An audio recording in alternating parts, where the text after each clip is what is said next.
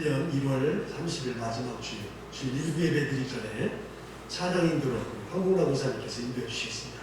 같이 찬양하죠.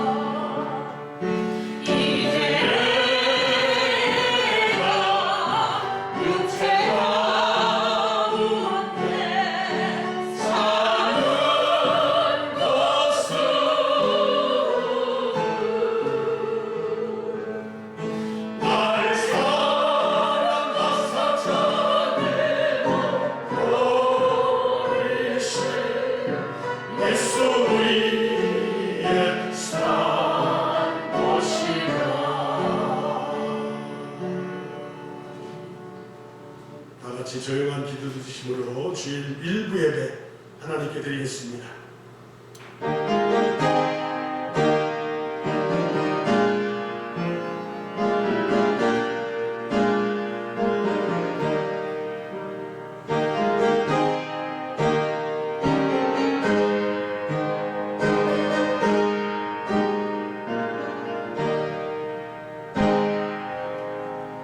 여호와 우리 하나님이여, 주께서는 그들에게 응답하셨고 그들의 행한 대로 갚기는 하셨으나 그들을 용서하신 하나님이시니이다. 너희는 여호와 우리 하나님을 높이고 그 성산에서 예배할지어다. 여호와 우리 하나님은 거룩하심이로다. 아멘.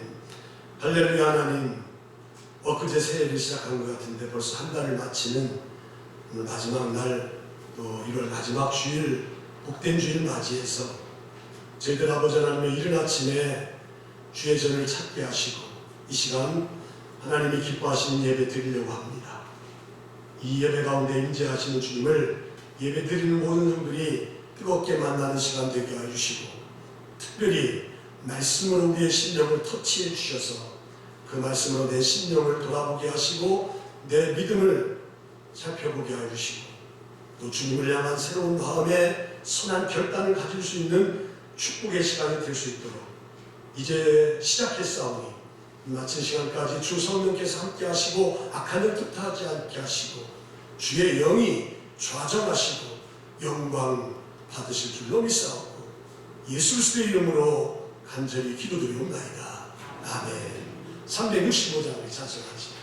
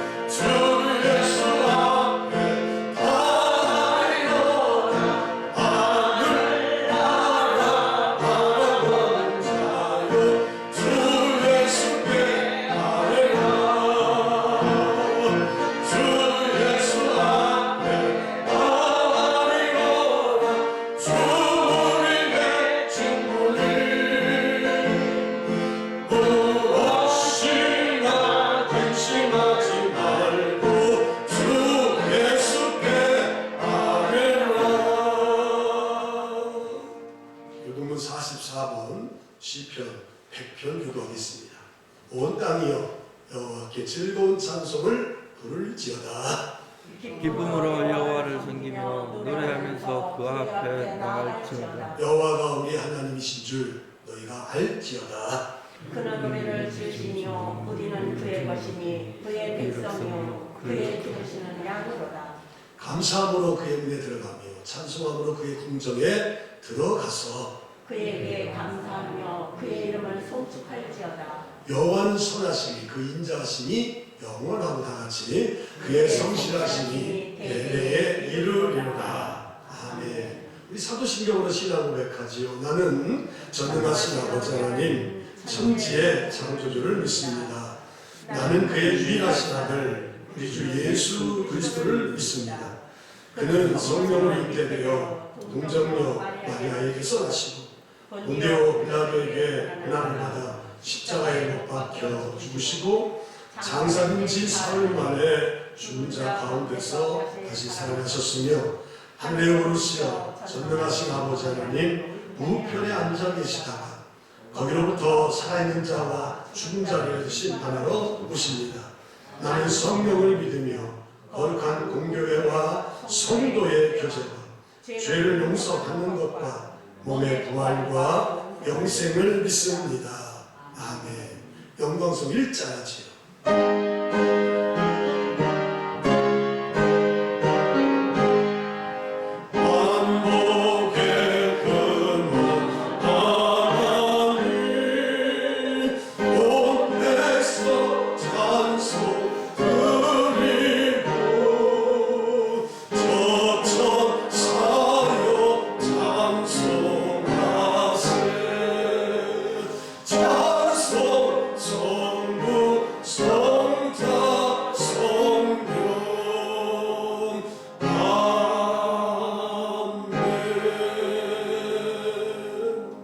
기도합니다. 우리 다 같이 기도하실 때에 황봉남 목사님 나오셔서 기도 인도해 주시겠습니다.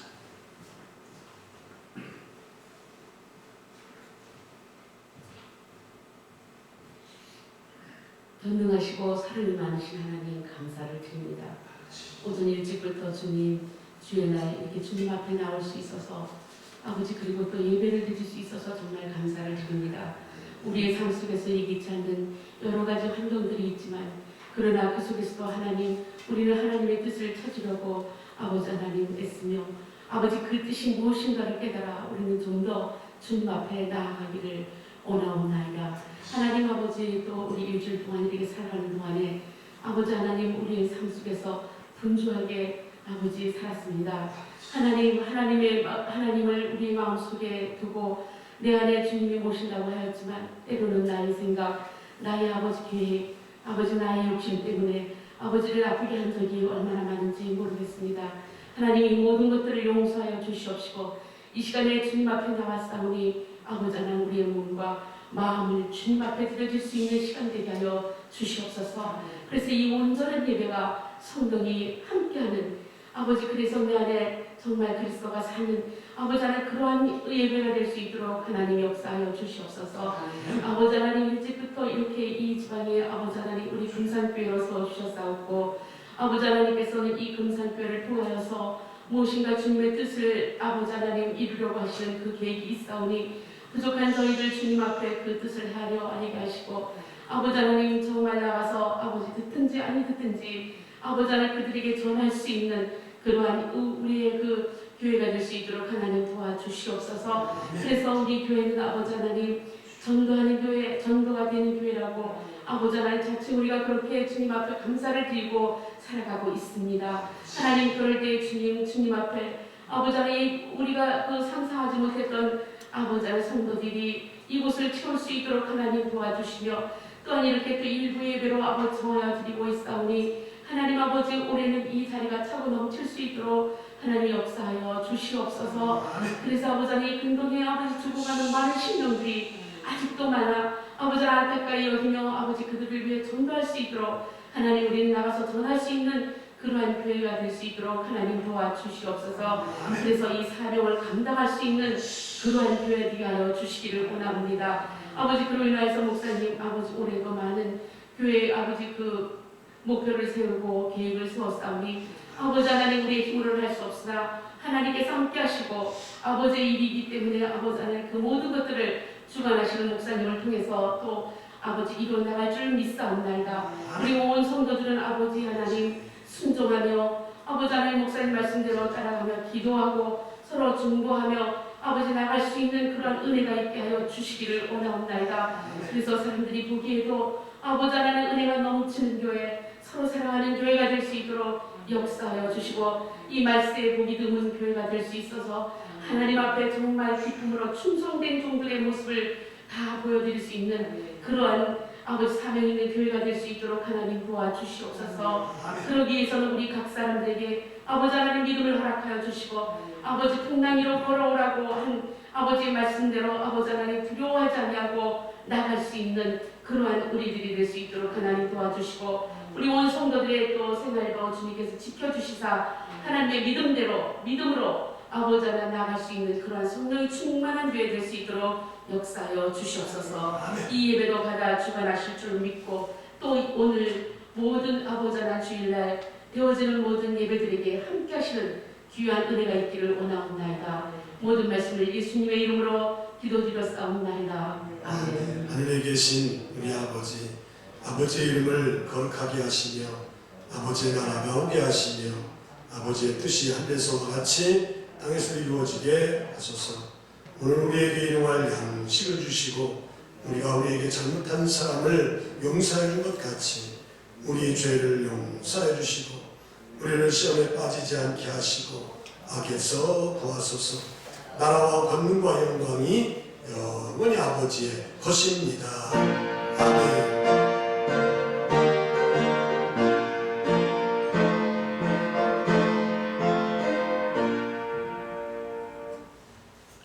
나에게 주신 하나님의 말씀 우리 일어나서 받도록 하지요. 마태복음 21장 12절부터 17절 저와 함께 교독하면서 주시는 말씀 받도록 하지요. 예수께서 성전에 들어가사 성전 안에서 매매하는 모든 사람들을 내쫓으시며 돈 바꾸는 사람들의 상과 비둘기 파는 사람들의 의자를 둘러 엎으시고 그들에게 이르시되 기록된 바 내 집은 기도하는 집이라 일컬음을 받으리라 하거늘 너희는 경주의 소문을 만드는도다 하시니라. 맹인과 저는 자들이 성전에서 예수께 나오매 고쳐주시니 대제사장과 서기관들이 예수께서 하시는 이상한 일과 또 성전에서 소리질러 호산나 다윗의 자손이여 하는 어린이들을 보고 노하여 예수께서 말하되 그들이 하는 말을 듣느냐. 예수께서 이르시되 그렇다. 어린아기와 젖먹이들의 입에서 나오는 참리를 온전하게 하셨나이다 함을 너희가 읽어본 일이 없느냐 하시고 17절 그들을 떠나 성 밖으로 베다니에 가서 거기서 유하니라. 아멘. 하나님 앞에 예물 봉헌하겠습니다.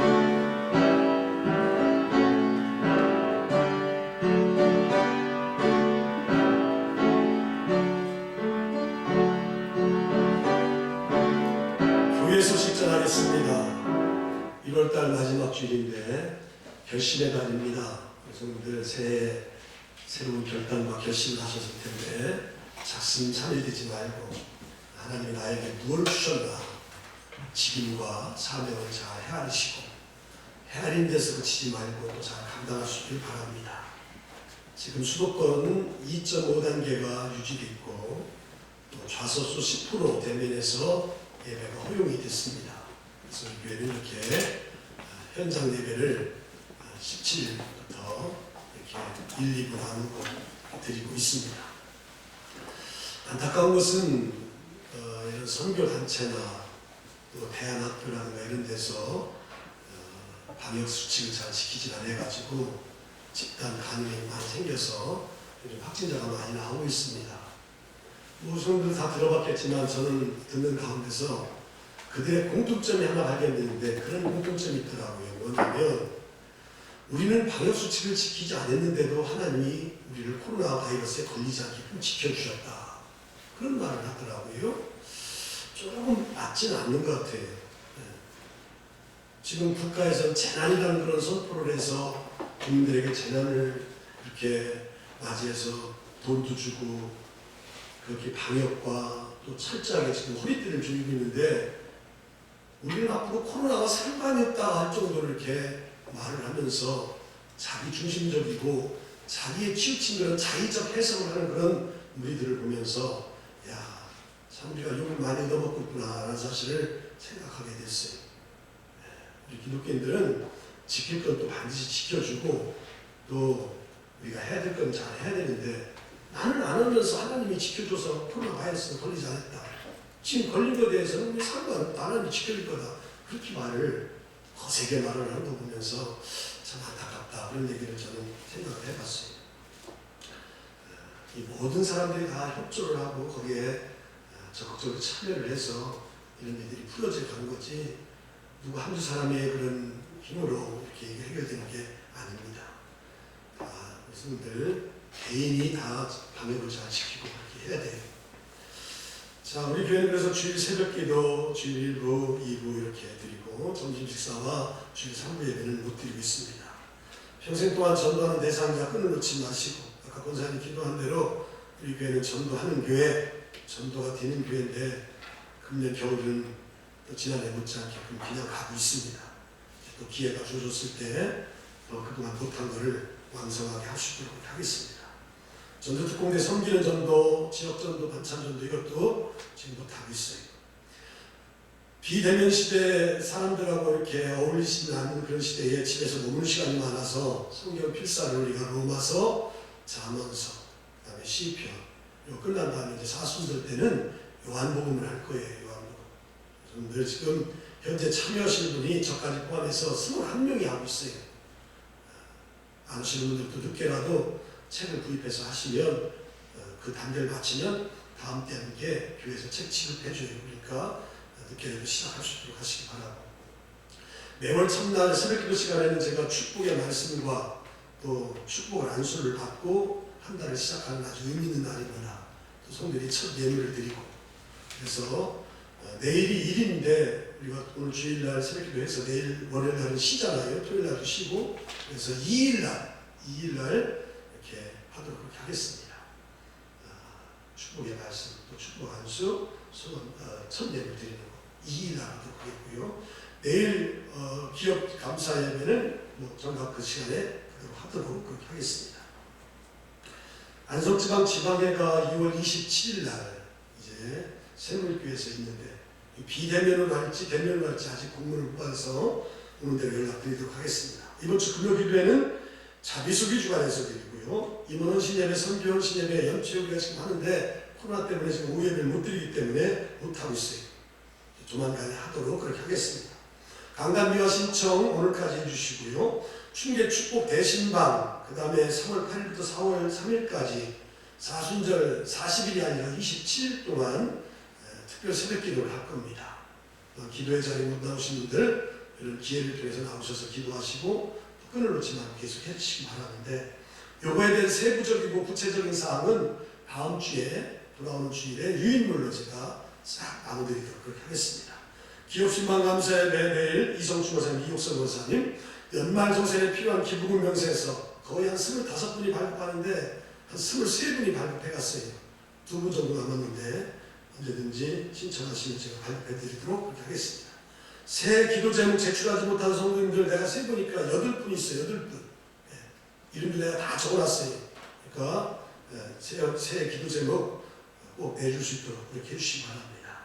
교회 사이트를 만들어서 우리 영상 미디어 팀장이신 우리 조영국 권사님하고 저하고 지금 세팅을 다 해가지고 거의 한 80, 90% 거의 다 완료해놨어요. 이제 그 성도들이 그 사이트 카페에 들어가서 우리 교회의 모든 것들을 다 볼 수 있고 거기다 또 자기 감동스러운 댓글도 다룰 수 있는 그런 길이 다 장이 열려져 있습니다. 그래서 이제 2월 1일부터 사순절 들어가기 전까지 우리 젊은 사람들 중심으로 해서 다 이렇게 들어올 수 있도록 이렇게 다 하도록 할 거예요. 그러니까 그렇게 하시고 또 가입을 되면 언제든지 어느 때든지 시간 나면 또 어디 뭐 가면서 차 타고 가면서도 핸드폰만 있으면 스마트폰만 있으면 다 이렇게 볼 수 있어요. 이게 모든 상황이 다 들어있어요. 그동안 사진 찍는 거 뭐 모든 것들 다 다녔어요. 그러니까 우리 교회의 모든 것들을 한눈에 다 볼 수 있고 또 하루에 말씀과 기도 또 성경 공부할 수 있고 강의할 수 있는 거 제가 심혈을 기울여서 다 이렇게 하나마다 올려놓고 있어요. 그러니까 그걸 보실 수 있도록 이렇게 하시기 바랍니다.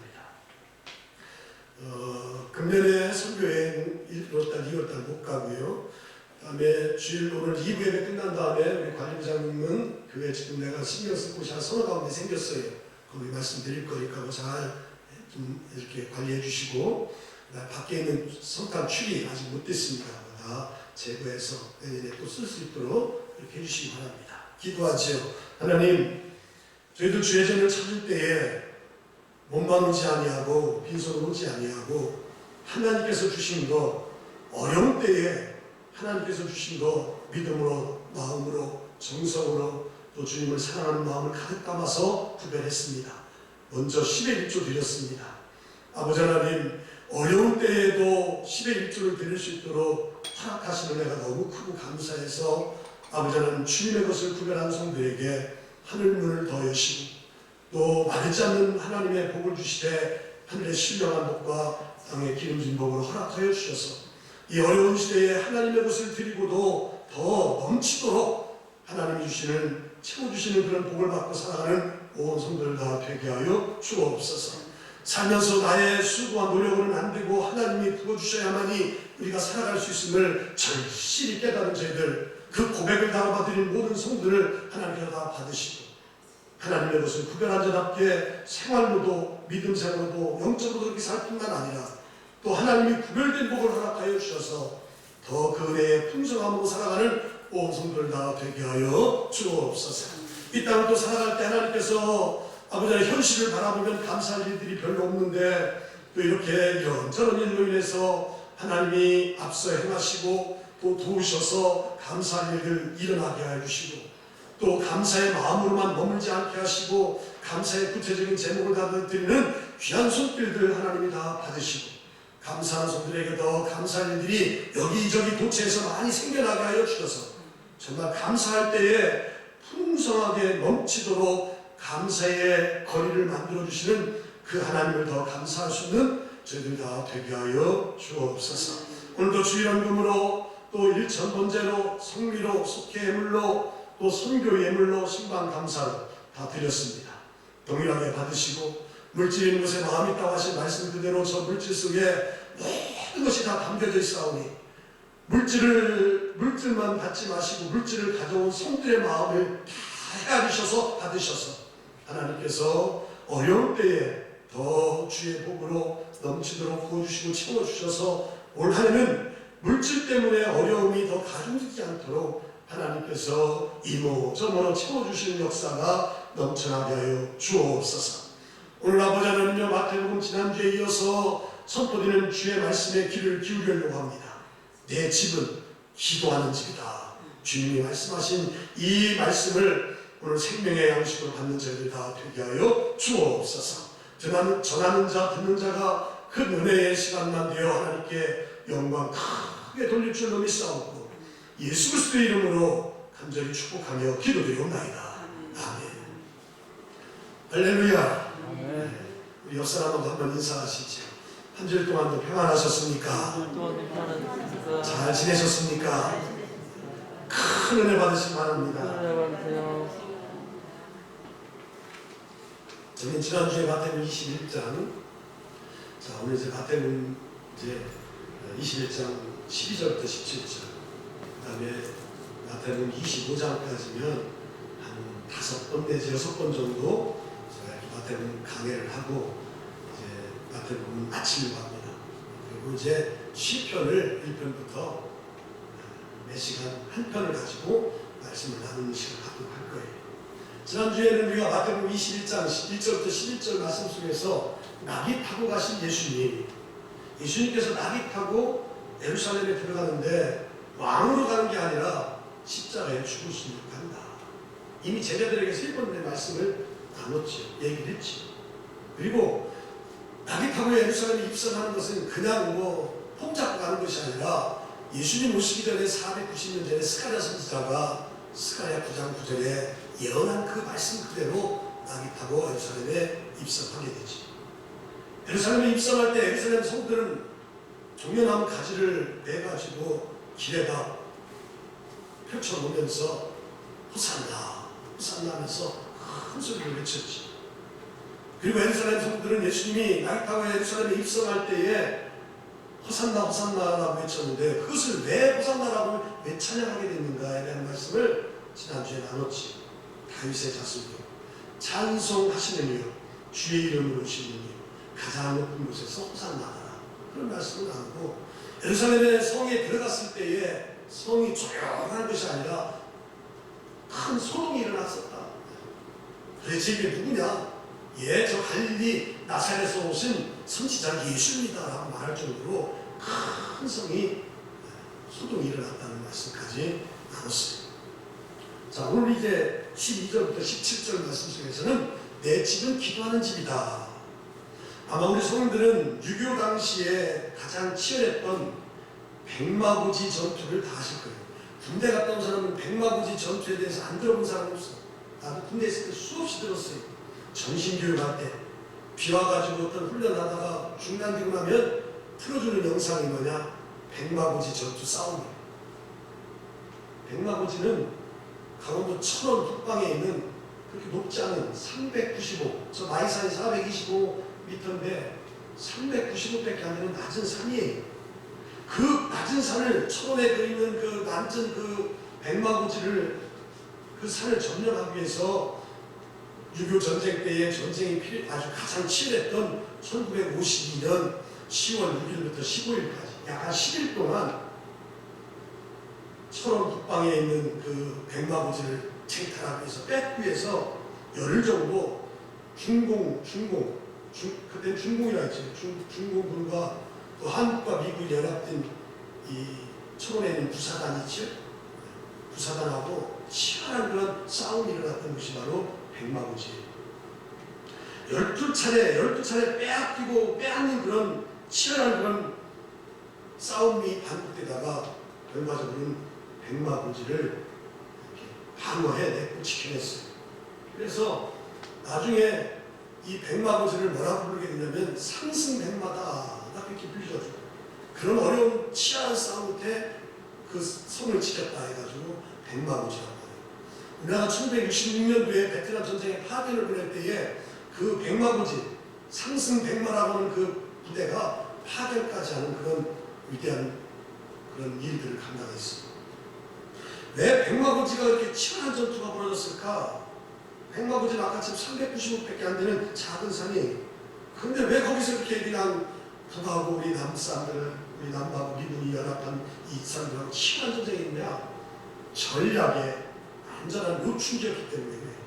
백마고지는 우리나라 강원도 천원을 중심으로 남북 38선 경계를 중심으로 좀 더 나가면 평강군하고 옆에는 김하군, 그 다음에 천원군 요 삼각을 이루는 요충지가 바로 천의 삼각지라고 하잖아요. 그게 바로 백마고지.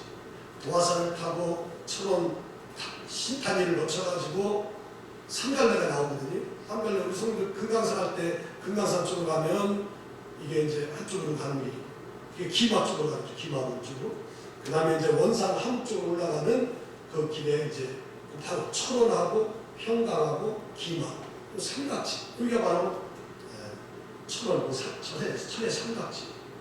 그러니까 그 자리만 잘 빼앗으면 누구든지 중부전선이라고 하죠. 서부전선, 중부전선, 동부전선 이렇게 많은데 중부전선을 다 장악할 수 있기 때문에 거기를 그냥 굉장히 이렇게 탑을 내고 빼앗으려고 했던 거예요.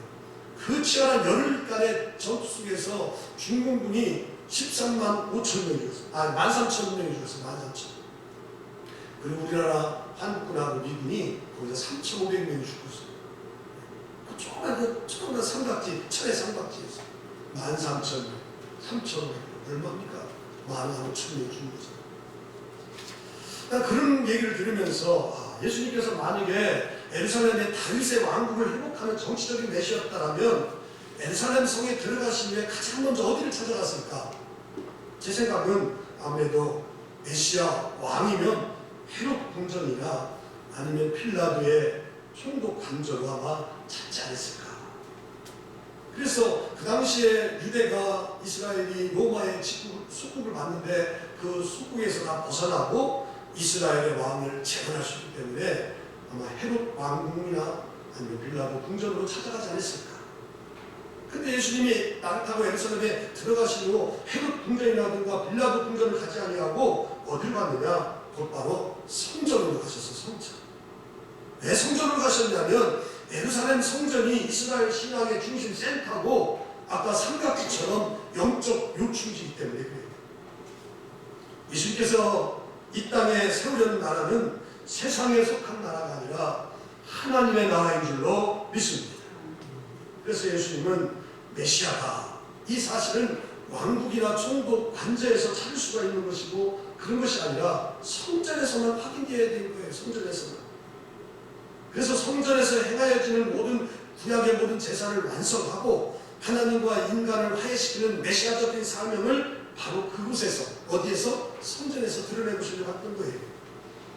자, 오늘 본문 12절은 예수님이 성전에 들어가신 후에 거기서 예매하는 모든 사람들 다 내쫓았다는 말씀이 오늘 본문한 말씀 12절에서 주고 있어요.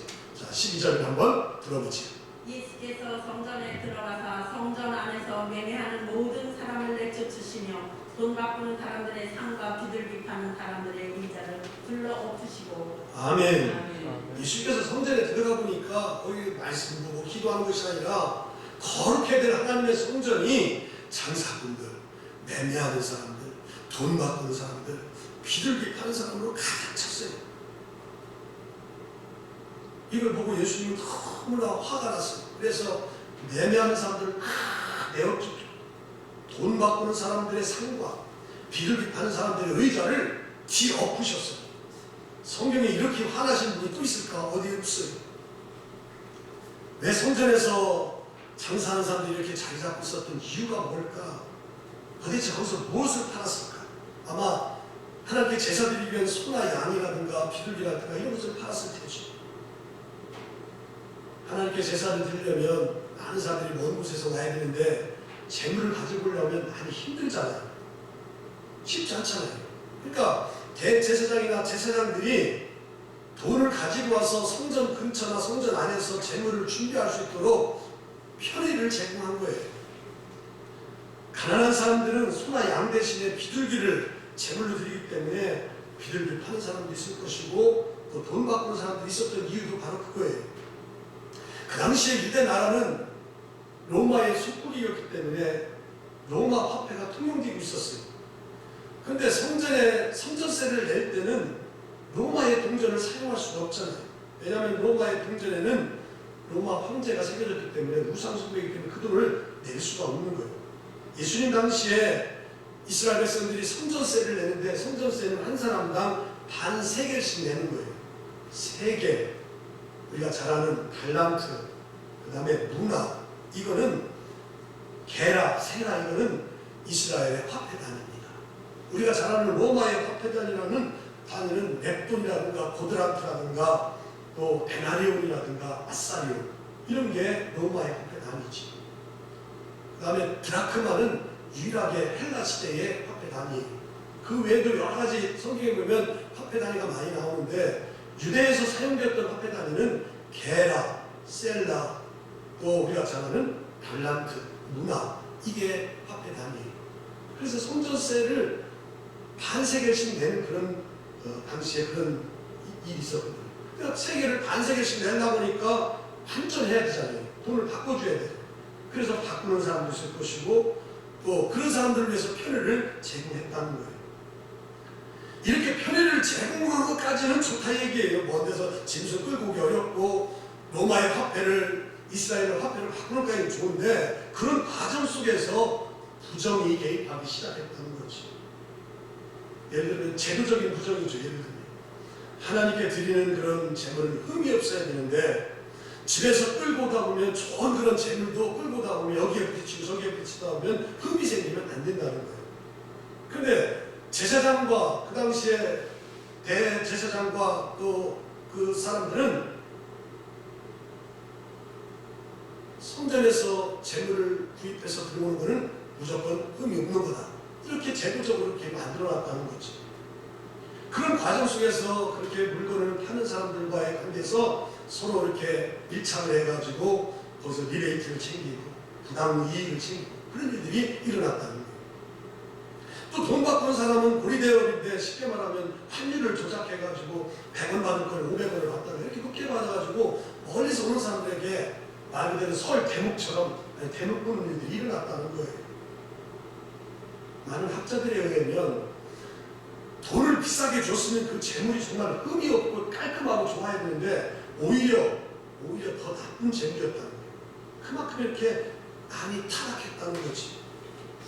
더군다나 예수님께서 예루살렘에 들어가기 때는 6월절 직전입니다. 6월절은 많은 디아스포라 흩어졌던 사람들이 다 예루살렘에 모여서 제사 드리려고 다 오는 그런 시점이기 때문에 사람들이 인산 이례를 이루는 거예요.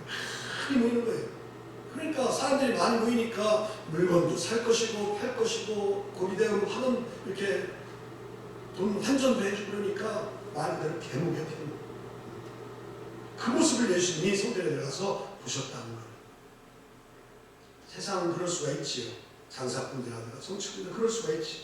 그런데 성전은 그렇게 할 수가 없어요. 성전은 하나님이 임재하신 그런 임재해 계시는 거룩한 곳이고 하나님께 예배드리는 좋은 그런 거룩한 곳인 줄로 믿습니다. 아멘. 하나님께서는 성전에서 행하여지는 여러 종류의 제사, 속죄 제사나 속건제나 화목 제사라든가 이런 번제 모든 것들은 앞으로 오실 예수 그리스도를 통해서 십자가에서 보여주시는 놀라운 그런 후속의 사역을 미리 보여주는 게 바로 제사예요. 그러니까 얼마나 거룩해야 돼요. 그런데 그런 모습은 하나 없고 그냥 돈 벌려고 정신없고 이득 챙기려고 정신없고 그런 일들이 벌어진 거예요. 이 말씀은 지금 마태복음 21장에 기록되어 있지만 마가복음 11장에 기록되어 있고 누가복음 19장에 기록되어 있고 요한복음 2장에 기록되어 있어요. 예수님께서 이런 장사꾼들을 다 내면하는 사람 내쫓았을 때에 유대인들은 요한복음 2장 18절에 보면 이렇게 말하면서 예수님께 따졌어요. 이에 유대인들이 대답하여 예수께 말하기를 내가 이런 일을 행하니 무슨 표적을 우리에게 보이겠느냐. 아멘. 아멘. 유대인들이 대답할 때 예수께 말하기를 네가 이런 일을 행하니, 이런 일이라는 것은 지금 상을 뒤엎고 내쫓고 성전에서 분노하면서 그런 일들을 했는데 그렇게 일이 벌어지니까 유대인들이 와서 예수님께 뭐라고 따졌냐면 네가 이런 일을 행하니 무슨 표적을 보이겠느냐 그렇게 물었어요. 그때 주님은 오늘 요한복음 2장 19절에서 저렇게 대답했어요. 예수께서 대답하여 이르시되 너희가 이 성전을 헐라 내가 사흘 동안에 일으키리라. 아멘. 이 성전을 헐라 내가 사흘 동안 일으키리라.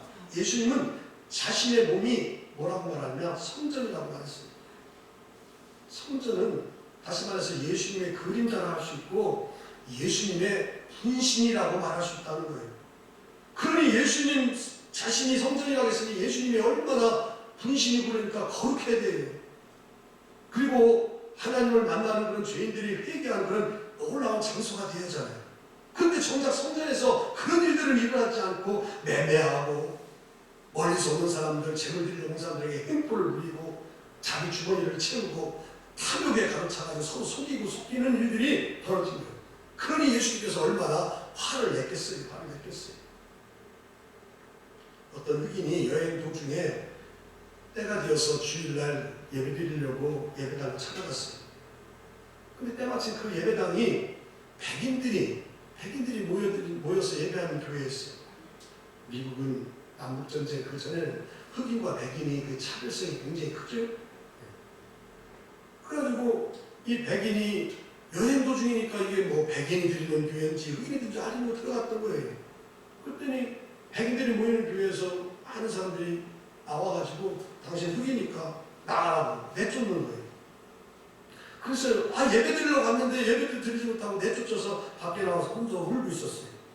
근데 누가 와서 어깨를 툭툭 두들기는 거예요. 그 눈을 떠봤더니 주님이 거기 계신 거예요.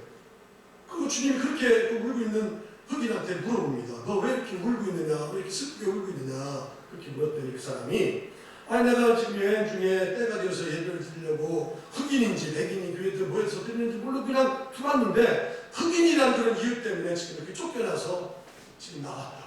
어떻게 이럴 수가 있느냐? 그렇게 흑인이 말해. 그랬더니 주님이 뭐라고 했냐면 야, 너 뭐 슬퍼하지 말아라. 사실 나도 그 예배당에서 쫓겨난 사람이다.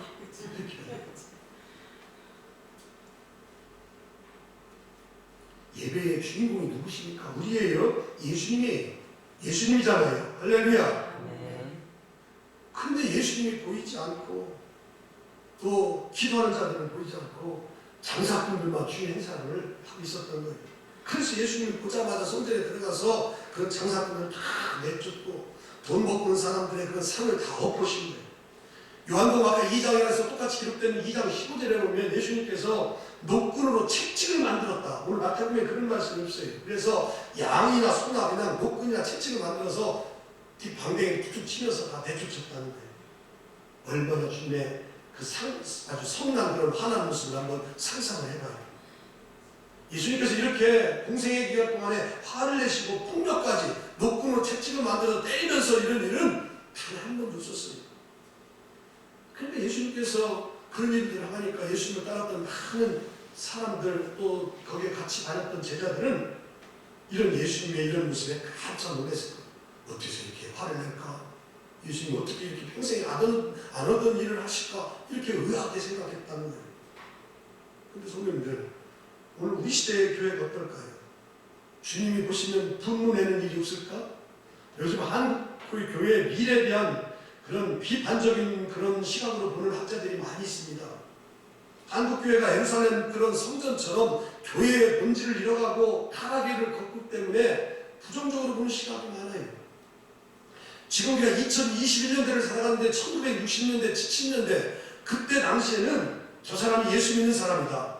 저 양반이 예수 믿는 사람 교회 장로다. 그 정도 말하면 믿을 수 있는 사람이다. 그렇게 말했어요. 70년대. 예수 믿고 교회 다니는 것이 그때는 자랑스럽고 사람들이 인정해줬어요. 야, 저 양반은 예수 믿는 사람이야. 저 사람은 정말 예수 믿는 교회 장로님이야. 그렇게 했어요. 근데 요즘을 한번 보세요. 요즘 지금 상황 봐봐요. 예수 믿는다고 얘기해도 믿으려고 하지 않아요. 믿으려고. 올해 연초에 기은시라고 하죠. 기독교 윤리 실천 운동 본부라고 하죠. 거기서 조사를 했습니다. 한국 교회 성도들의 신뢰도를 조사했더니 안타깝게도 31.8%예요. 10명이면 3명은 인정하고 나머지 7명은 못 믿는다는 거예요. 믿지 못하고 신뢰하지 못한다는 거예요. 10명이면 한 9명 정도 믿어야 될 거 아니에요. 근데 3명밖에 안 믿는 31.8%니까. 물론 뭐 방송이나 요즘 코로나 때문에 언론에서 부정적인 역할을 하는 것도 한몫 있지만 우리가 정말 자신과 우리 교회의 상황을 들여다보면 교회가 잘못된 길로 가고 있다는 생각들이 얼마나 많은지 몰라요. 뭐 우리 교회는 그렇지 않지만 우리 교회 이웃에 있는 교회라든가 우리 한국 교회를 보면 많은 그런 부정적인 요소들이 많이 있잖아요. 재정적으로도 투명하지도 않고 세상에서 타락한 세상의 모든 그런 죄악들이 교회 안에 들어와서 똑같이 그런 일들이 벌어지고 있고 교회 세습화, 목회자들의 어떤 성추행, 고문 사건 이런 것들 심지어 뭐 교회도 매매하는 그런 일들이 비일비재하고 막 이렇게 일어나고 있잖아요. 참 이런 말에 대해서 우리가 할 말이 없어요. 다 이런 일이 벌어지니까. 그럼에도 불구하고 교회는 여전히 세상에 희망인 줄로 믿습니다. 예수님께서 예루살렘에 들어오셔서 가장 먼저 헤롯 왕궁과 빌라도 관절을 들어가지 아니하고 성전을 찾으셨던 그 주님은 오늘 이 순간에도 이 타락하고 교회의 본질을 잃어가는 모든 교회를 향해서 먼저 찾고 그 교회를 통해서 반드시 일하고 계시는 줄로 믿습니다. 왜냐하면 교회가 아니면 세상 사람들이 구원받을 길이 없고 이 어두운 곳에 희망의 빛을 비출 수 있는 곳이 없기 때문에 그래요. 독일 태생으로 미국에서 물리학자로 유명한 상대성 이론을 밝혔던 아인슈타인 잘 알지요? 노후에 기독교 신앙에 돌아오게 된 거예요. 귀회했다고 하죠. 그러니까 아인슈타인이 유명한 고백을 남겼습니다. 나는 평소에 젊었을 때에 교회를 경멸했다. 그래서 교회를 떠났다. 그런데 내 조국 독일이 어두웠을 때 그리고 나치의 핍박에 있을 때에 내가 그렇게 경멸했고 떠났던 교회가 우리나라의 우리 민족의 놀라운 소망이 희망이 되었다. 그리고 사람들의 위로와 안식처가 되었다. 그리고 나는 나이를 먹어가면서 내 인생의 후반전에 교회 외에 내 영혼이 위로를 받을 수 있는 것이 아무도 없다. 나는 그래서 다시 교회로 돌아온다. 이런 말을 남긴 사람이 아인슈타인이에요. 그렇습니다. 우리 성도님들, 하나님의 교회가 소중한지를 알아야 될 줄로 믿습니다. 아멘. 지금 교회가 세상으로부터 손가락질하고 욕 시끄러도 먹고 있지만, 또 신뢰를 31%밖에 못 얻고 있지만, 그래도 교회가 다시 한번 바로 서고 이런 걸 통해서 바로 교회가 서기만 하면 하나님 교회를 통해서 이 세상을 변화시킬 것이고, 여전히 교회는 세상에 희망이 될 것이고, 이 어둠의 터널에 놀라운 빛이 될 줄로 믿습니다. 아멘. 예수님 그래서 성전에 들어가서 매매하는 사람들을 다 내쫓았다는 사실을 오늘 이 본문에서 우리는 놓치지 말아요. 두 번째는 오늘 본문에서 예수님은 내 집은 뭐하는 집이다? 기도하는 집이다. 자, 오늘 본문 13절입니다. 다 같이 읽습니다. 시작. 그들에게 이르시되 때 기록된 바 내 집은 기도하는 집이라 일컬음을 받으리라. 너희는 강도의 소굴을 만드는도다 시이니라. 똑같이 안 나오네 소리가. 그들에게 이르시되 기록된 바 내 집은 기도하는 집이라. 주제 여기서 잡는 거예요. 내 집은 기도하는 집이라. 일컬음을 받으리라 했거든. 너희는 뭐의 소굴을 만들었도다? 강도의 번역하기는 도둑님의 속, 도둑의 속을 만들었다. 여기 보면 주님은 예루살렘 성전을 가리켜서 뭐라고 했냐면 내 집이다 했어요. 내 집. 13절에 나오잖아요. 내 집은 내 집. 그래서 성전은 당연히 하나님의 집이지. 하나님 임재해 계시는 처소지. 그 당시 예루살렘 성전은 하나님의 집이 아니라 마치 장사꾼들이 자기 주인처럼 주인 행세를 하고 있는 거예요. 하나님께 예배 드리려고 한 곳에서 없는 가운데서 재물 준비해가지고 물질 준비해가지고 하는 그런 사람들의 헌신을 자기 권력과 욕망과 자기 호주머니를 채우려는 수단으로 삼아버렸어요. 성전, 곧 주님의 성전은 주님을 만나고 많은 사람들이 기도해서 하나님의 능력을 힘입어야 되는데 장사꾼의 집, 도둑님의 집, 강도의 소굴을 만들어버렸어요. 여기 지금 예수님이 내 집은 기도하는 집이다라고 이렇게 말하는 것은 우연으로 말하는 것이 아니라 이사야 56장 7절에 이미 이사야 선지자가 예수님 오시기 전에 700년에 예언한 말씀을 인용해서 말씀하고 있어요.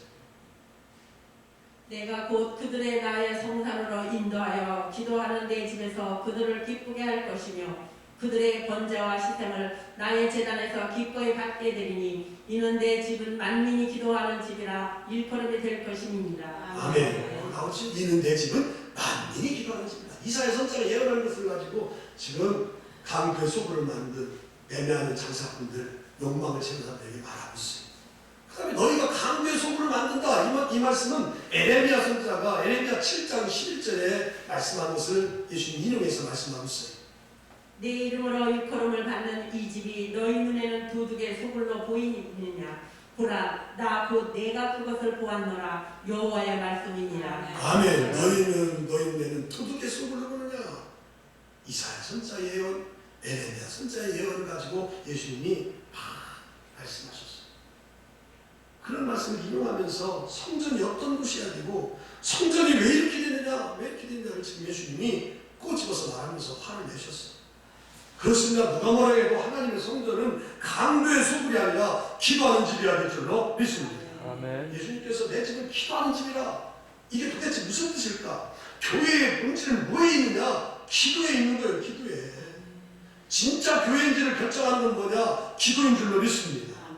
교회는 기도로 세상과 승부하는 게 교회예요. 근력으로 힘으로? 아니. 기도로 승리하는 거예요. 기도. 그래서 미국에 기도의 사람, 기도의 능력이라는 책을 쓴 바운드라는 사람이 그런 말을 했어요. 현대 교회에서 필요한 것은 새로운 조직이나 기발한 아이디어, 방법이 아니라 기도에 능한 사람, 기도할 줄 아는 사람. 할렐루야. 아멘. 교회를 교회되게 하는 게 바로 뭐냐? 기도요. 기도. 교회가 기도의 본질을 놓치고 기도하지 않으니까 뭐로 전락하고 있냐면 종이 호랑이로 전락하고 있어요. 호랑이가 얼마나 무섭습니까? 그런데 종이 호랑이, 종이를 만든 호랑이요. 아무 사람도 두려워하지 않는 거예요. 무서워하지 않는 거예요. 근데 실제로 호랑이가 나타나면 무서워하지 않는 사람이 어디 있어요? 마찬가지입니다.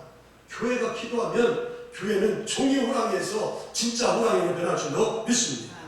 오늘 교회가 세상의 조롱거리가 된 것은 교회가 기도를 잃어버렸기 때문에 그래요.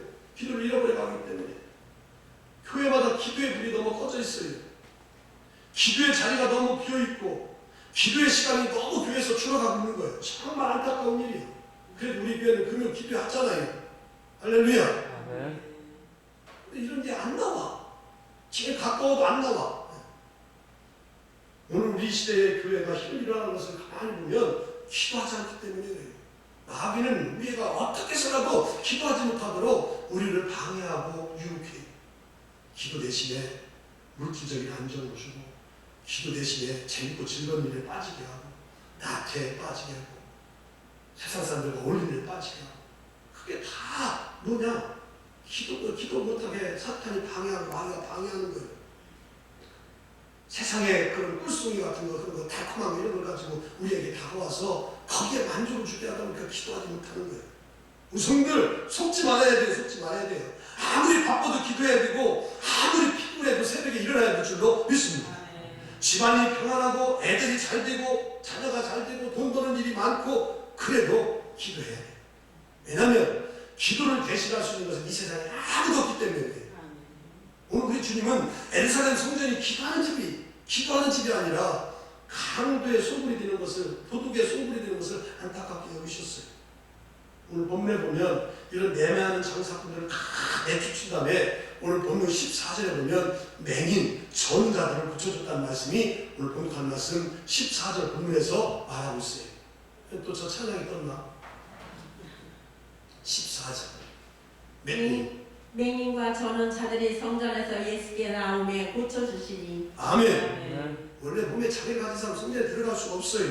흠이 있는 짐승의 재물이 들어갈 수 있어요? 없잖아요. 그래서 여기 지금 맹인들, 저런 사람들 예배 자리에 갈 수가 없으니까 예배의 성전들, 이방인의 들, 장사꾼들이 매년 그것만 간 거예요. 근데 예수님 그들을 보고 그들을 고쳐줬다라고 오늘 14절에 말하지. 지금 이 마태를 기록한 이 마태복음을 기록한 마태가 왜 지금 이 사건을 맹인과 저런 사람들을 고쳐준 것을 의도적으로 표현하고 있느냐. 한마디로 말하면 예수님은 성전에서 장사하는 사람을 내쫓으시고 반면에 맹인과 저런 사람들을 고쳐주셨고 그들을 성전으로 초대했다는 거예요. 주님은 이것을 통해서 하나님의 자비를 메시아로서 발표하고 드러낸 것도 있지만 성전에서 쫓아내야 될 사람, 쫓아내야 될 물건이 무엇이고 성전으로 들어와야 될 사람, 성전으로 안에 와야 될 것이 무엇인지를 오늘 이 본문에서 밝혀주고 있는 줄로 믿습니다. 누구를 내쫓아야 돼? 누구를?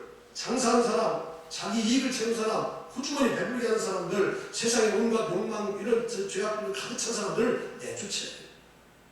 그리고 교회는 병든자, 맹인, 전 사람들, 이런 사람들, 또 하나님의 은혜를 갈망하는 이런 영적인 그런 놀라운 소망을 가진 사람들, 사이에서 소외된 사람들, 이런 사람들이 들어와서 하나님께로부터 치유함을 받고 기도에서 하나님의 능력을 받는 것이 교회가 될 줄로 믿습니다.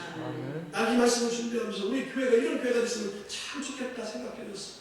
맹인과 전 사람들의 치유가 일어나고 사람들이 와서 기도해서 하나님의 능력을 힘입고 세상에서 지친 영혼들이 하나님의 위로를 받고 성전에서 매매하고 이익을 챙기고 그런 사람이 나와야 되지 않겠어요?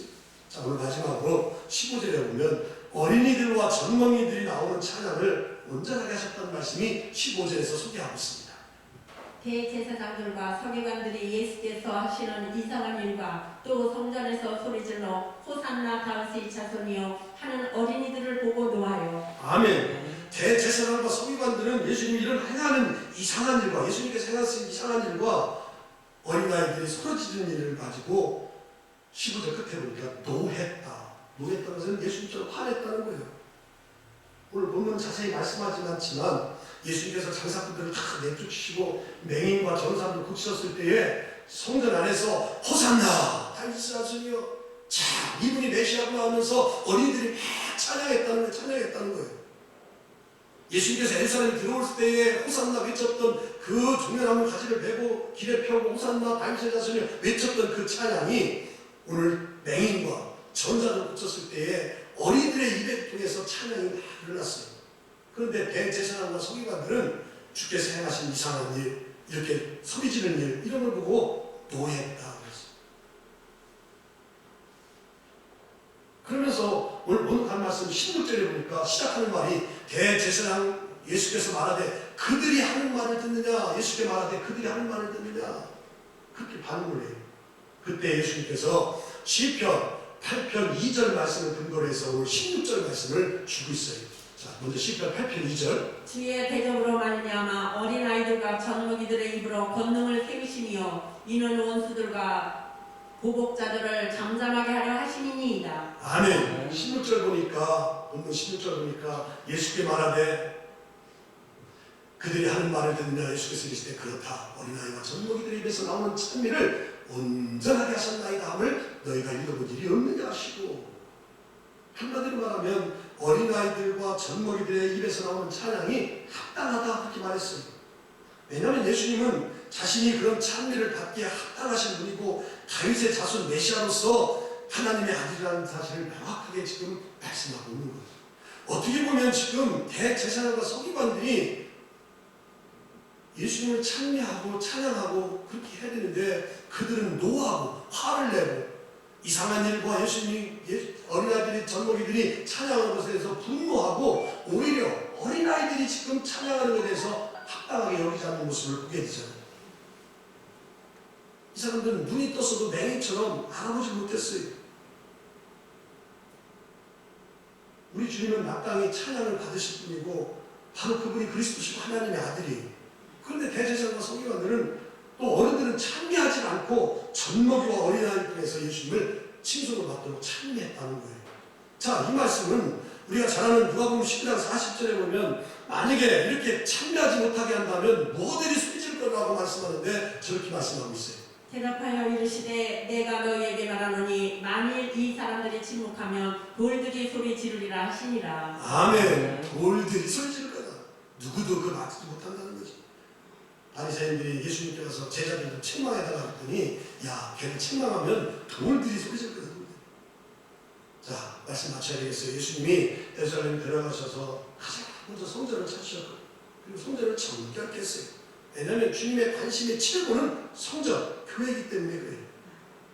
돌과 나무로 지어진 성전, 눈에 보이는 교회만이 아니라 눈에 보이지 않는 성전이 또 따로 있다는 사실을 우리가 알아야 돼요. 그래서 사도 바울은 고린도 교회에 편지 보낼 때에 고린도전서 3장 6절에 16절에 그런 말씀을 주셨어요. 너희가 하나님의 성전인 것과 하나님의 성령이 너희 안에 계시는 것을 알지 못하느냐. 아멘. 너희가 하나님의 성전인 것과 하나님의 성령이 너희 안에 계신 줄 알지 못하느냐. 그러니까 우리 이거는 하나님의 성전이라는 거예요. 그리고 그 성전에 성령님이 계시다는 거예요. 그리고 이어서 17절에 누구든지 하나님의 성전을 더럽히면 하나님이 그 사람을 뭐하시리라? 멸하시리라. 하나님의 성전을 거룩하니 너희도 그러하리라. 그러니까 우리가 성전이라는 거예요. 성전. 그러니까 우리가 이 땅을 거룩한 성전으로 살아가야 되는 거예요. 여기 성전 안에 있던 장사꾼들 그런 욕망 이런 거 다 내쫓고 온갖 추악과 더러운 이득을 취하는 정욕 같은 거 다 버리고 거룩한 주님의 영이 머무는 성전, 기도하는 성전이 되어야 될 줄로 믿습니다. 우리 성전의 유래를 보면 에덴 동산이 성전이었고 돌단이 성전이었고 성막이 성전이었고 성전이 성전이었고 신약시대에 와서는 교회가 성전이었고 오늘 우리 성도들의 마음이 심령이 성전인 줄로 믿습니다. 주님께서 진정으로 찾으시는 그런 진정한 성전이 될 수 있기를 주님의 이름으로 축복합니다. 하나님 감사합니다. 오늘 귀한 말씀 나누게 해주셔서 감사합니다. 하나님의 집은 기도하는 집이다. 이런 말씀을 저희들 잘 깨닫게 해주셔서 감사합니다. 예수님께서 매매한 모든 사람을 내쫓으시고 거기서 병자와 저는 자를 고쳐주시고 예수님은 내 집이 하나님의 성전이 내 집이라고 말하시면서 기도하는 집이다. 그리고 어린아이에서 입에서 나오는 그런 찬양을 온전하게 받으셨다는 사실을 저희들 말씀 통해서 잘 깨닫게 해주시고 눈에 보이는 건물로서의 성전이 아니라 오늘 눈에 보이지 않는 또 다른 성전이 바로 우리 안에 성전이 있다는 사실을 기억하고 이 성전을 거룩하게 감당해 나아가는 온 성도들 다 되게 하여 주셔서 주님이 찾으시는 진정한 성전으로 살아갈 수 있는 온 성도들 다 되게 하여 주옵소서. 감사드리고 간절히 예수 그리스도의 이름으로 기도드리옵나이다. 아멘. 기도할 수 있는 대로 찬양하시고